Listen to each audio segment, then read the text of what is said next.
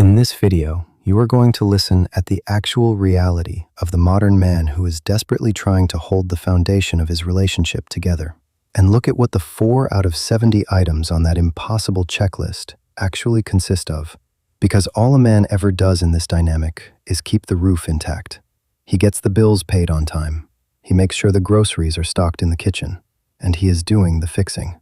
The damn fixing and the solving.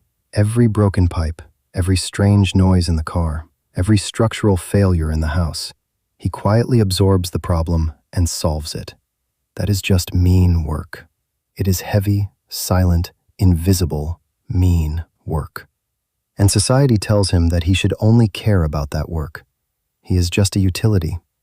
But what is his reward for keeping the physical infrastructure of the relationship from collapsing into the dirt? The woman gets mad. She gets depressed. She gets chronically frustrated. And why? All because a man cannot magically understand what a woman wants in her mind, and because he cannot fulfill the other 66 imaginary requirements on the damn checklist that changes every time the wind blows. When the conflict inevitably happens, they sit you down for a conversation. But it isn't a conversation. You need to understand that the modern relationship checklist comes with a massive, impossible manual book. And at the end of every single month, there is a performance report.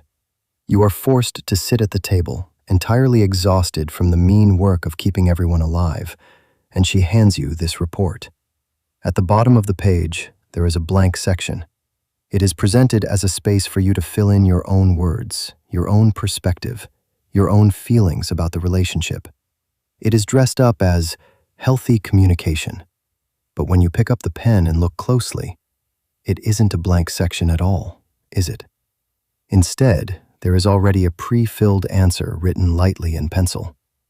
It is the only acceptable response you are allowed to give if you want to sleep in your own bed tonight. And it reads exactly like this. You are right, and I'm sorry. I promise I will do better next time. That is what modern communication has devolved into. It is a psychological hostage situation.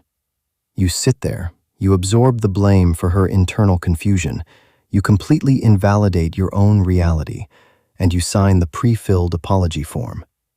And just below that apology, right at the bottom of the page, there is a date option for you to select to be followed up on regarding your answer, because it is never actually over.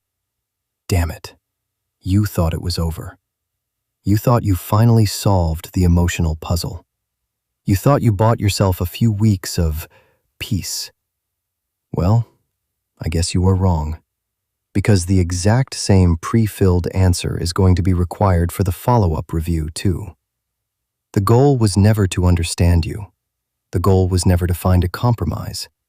The goal was to break your spirit until you accept that your only purpose is to do the mean work, pay the bills, and sign the apology form without asking questions.